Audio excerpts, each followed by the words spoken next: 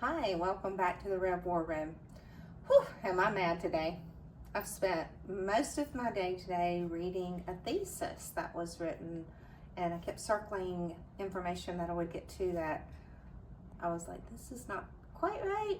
And so waiting to get to the sources at the end of the thesis, and I get to the end of the thesis and it's all coming from one particular book. So I'm going to talk to you a little bit about research, because it's great to read something and just think, oh wow, that's cool. But and I do that all the time, and then I hate it when I read a primary source and I go, okay, that's not quite how it happened. Wasn't quite that cool, or this is even more cool than I thought it originally was. But when you're doing research, look for those primary sources. Books, I'm finding books, thesis, dissertations are oftentimes a lot like the internet. Pay attention to what you're researching.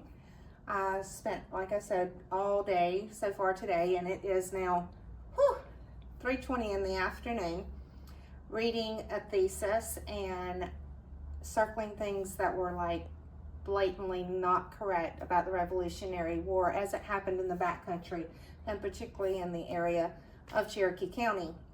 Native American history is wrong, African American history is wrong, women's roles incorrect. And I was like, but they all have these sources, and I'll go to this source, and it's one source.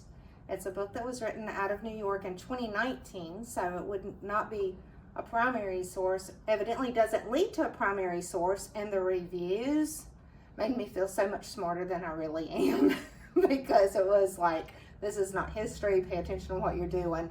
So look at your reviews. If you're ordering books, I'll tell you, if you want to know a surefire way, making sure you've got your family history right, just head straight over to one of our genealogy rooms, Cherokee County Library, Cherokee History Museum, Miss Jackie, Miss Linda. They'll make sure it's right. Come by here and see us if we don't know. If we don't know, and we don't know a lot, but we'll help you find it, and we'll make sure that it's right. So let's head on over and see what some of the names are that we have not covered yet. In Carolina's fields where brothers clashed, neighbor against neighbor, freedom flashed. From King George's grip they dared to break, in the backcountry's heart for liberty's sake. Cowpens and Kings Mountain they did stand, brave patriots united across the land. In Carolina's struggle the spirit unfurled, with each battle cry they reshaped the world. So you may wonder, where are we getting these names from that we're looking through our magic magnifying glass every day in the Rev War Room to find? So we are using primary sources. We're using land grants, wills, journals. And I'll tell you, if your ancestor was a patriot, don't hesitate to read the loyalist journals, because they kept record of what their enemy was doing. It's amazing.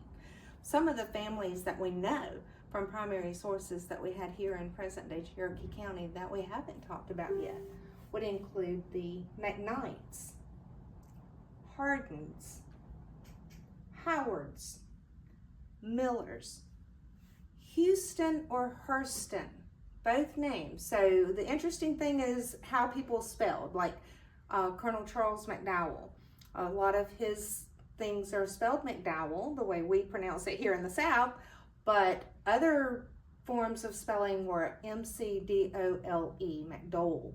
So it depended on what their nationality was, what that lingo was, how they pronounced. It was true phonics.